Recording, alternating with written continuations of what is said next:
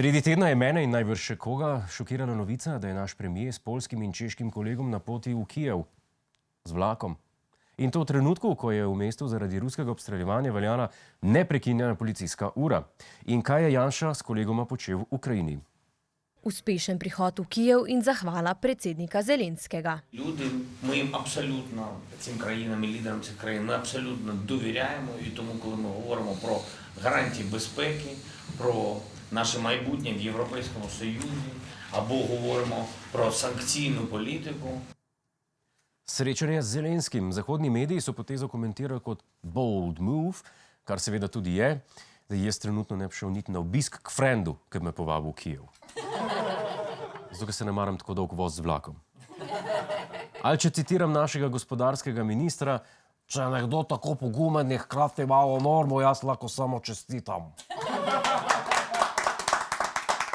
A je treba še kaj dodati?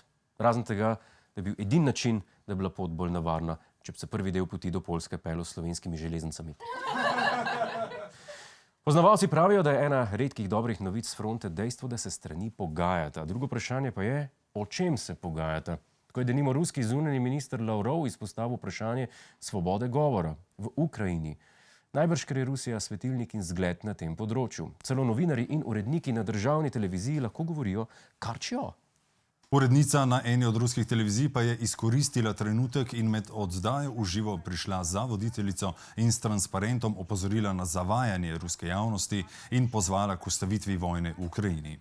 Po poročanju ostalih medijev so jo nemudoma aretirali. A vidite, a ste videli, se imajo svobodo govora, sam znajdeti se moraš. Govori se, da je zaradi vse slabših razmer v državi ruski predsednik za pomoč poklical svojega kitajskega prijatelja Xi Jinpinga. Tam je odgovoril: ni problema, Vladimir, mi imamo vse, kaj imajo Amerikanci, samo še boljše. Poželimo vam maklaco, Šangaj kolo, Heinekent in Staldaks. Pred dnevi me je šokirala novica o incidentu, ki se je zgodil blizu mojega domačega kraja. Zelo pa odmeva naslednja novica. V Zagrebu se je v nočnih urah zaslišal nenaden glasen hrup, ki je vznemiril prebivalce. Na Jarunski ulici so nato našli velik krater, ki ga je povzročil brezpilotni letalnik, ki je padel z neba. Sem takole gledali, sred akcije. Pismo sem dober, kaj tazga se pa še ni zgodilo.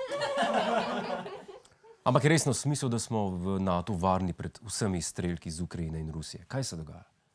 A bolj kot glede lastništva je potrebno odgovoriti na vprašanje, kako je možno, da je lahko po preletu Romunije neopaženo letelo čez Madžarsko vse do kraja padca le 17 km od meje s Slovenijo. Ravno Madžarska namreč v okviru zveze NATO skrbi za varnost našega zračnega prostora.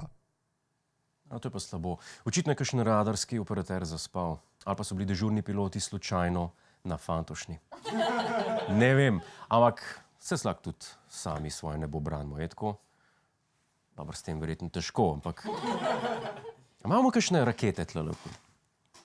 A pozor, gre za orožje, ki smo ga prijeli v sklopu izplačila klirinškega dolga Rusije pred 12 leti in neuradno ne bi bil del tega orožja na popravilu ravno v Rusiji.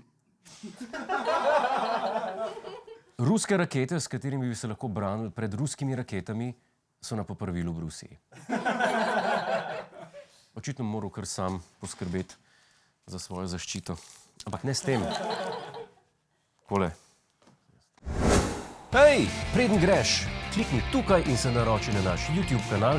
Imamo pa tudi TikTok, Instagram in Facebook. Tako da le urno.